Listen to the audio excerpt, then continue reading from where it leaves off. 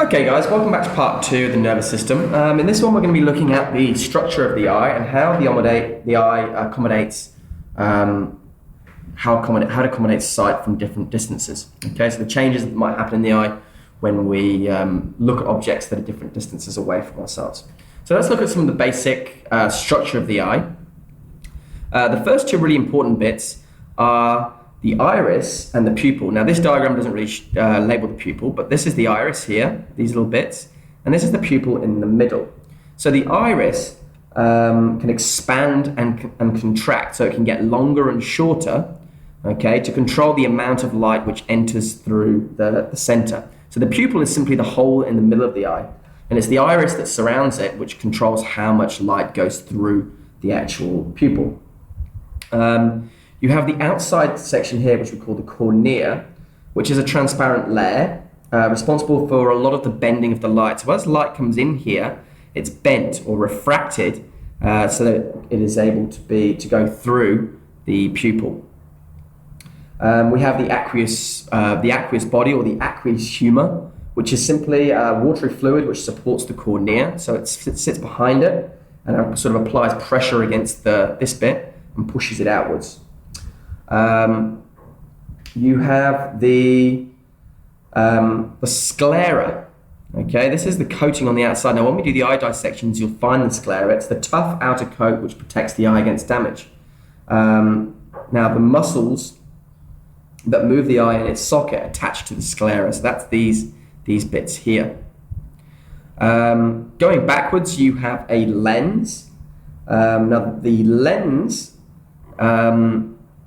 is a double convex lens. So that means if you draw a line down the middle, it bulges outwards on each side. So it goes out this side and it goes out this side. So we call that a biconvex. The lens is attached to these ligaments here, which we call suspensory ligaments, and they're attached to the ciliary muscles or the ciliary body, which are these bits up here. And they're very, very important in that process of accommodation. We'll be talking much more about them a little bit later on. In the center of the eye, you have what we call the vitreous humor, okay, or the vitreous body. And it's a jelly-like substance which helps to keep the shape of the eyeball and supports the lens and keeps the retina in place at the back of the eye. Okay, so what do we mean by the retina? The retina is what we find kind of at the back. It's this yellow layer here. Now the retina is a group of very, very light sensitive cells, okay, made of what we call rods and cones. And the retina is in charge of this is where light is projected onto. It's almost like a screen. So if you imagine a projector projecting the light onto the back, and you can imagine the retina as being the screen that it's projecting onto. Okay, so that's where light has to focus onto in order for it to be able to see it.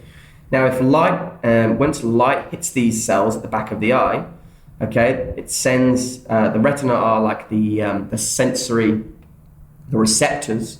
Okay, they're going to send the message down a sensory neurons through the optic nerve. So the optic nerve is just loads and loads of sensory neurons which is transmitting the message to the brain, okay? And that's the optic nerve is this kind of group of sensory nerve cells at the back here.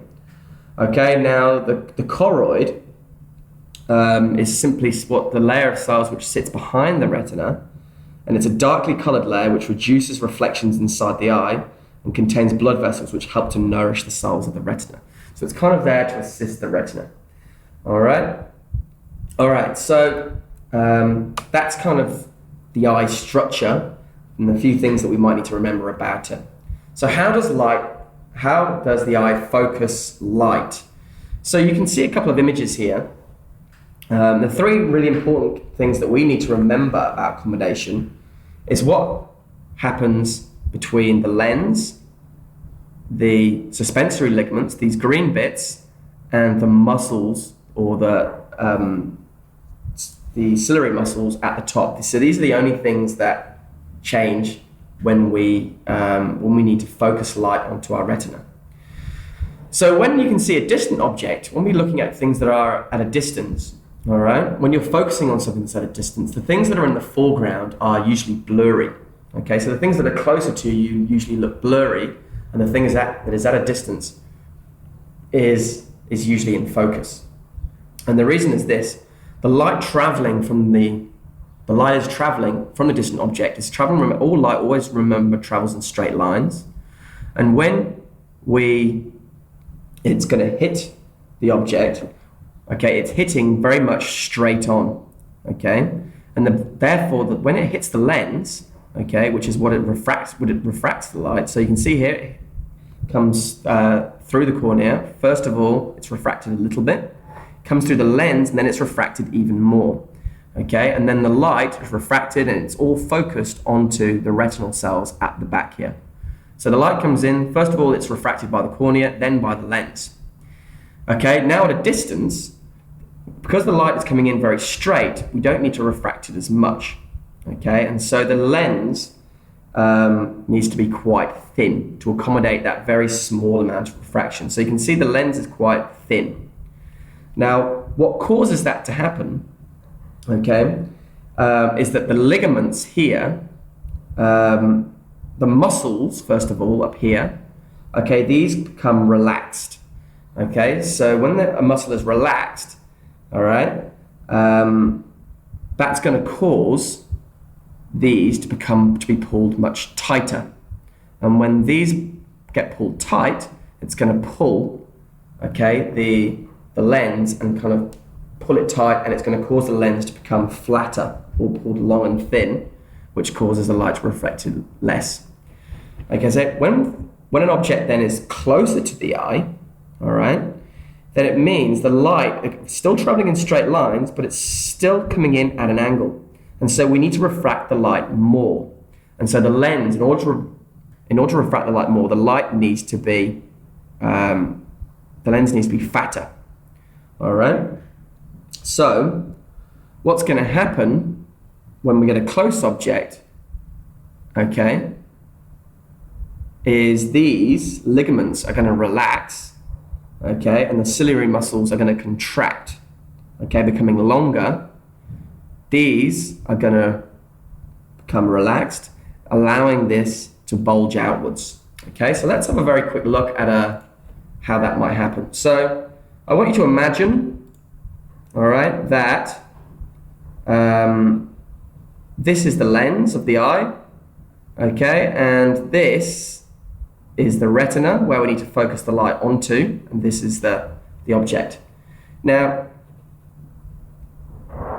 as you can see, when the object moves, okay, closer, all right, when the object moves closer, the object is being pushed, focus point is being pushed backwards. Now that can't happen because obviously the distance between our lens and and here on the retina is a fixed distance. So we need the light always to be focusing at this point. So we can get around that by simply, as objects become closer to us, okay, remember the light needs to be being refracted even more. So if I increase the curvature radius of our lens, now look, the lens is getting fatter, okay, the light is being refracted more. So remember that's happening because those ciliary muscles are relaxing are being pulled less tight because the ciliary muscles are relaxing, okay, causing the ligaments to be pulled less tight and allowing the lens to bulge outwards, okay?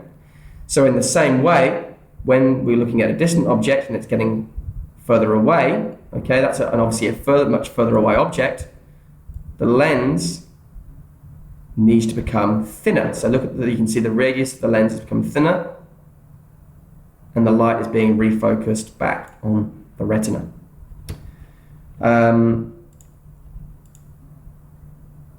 Okay, that pretty much is all we need to discuss. Thank you for listening.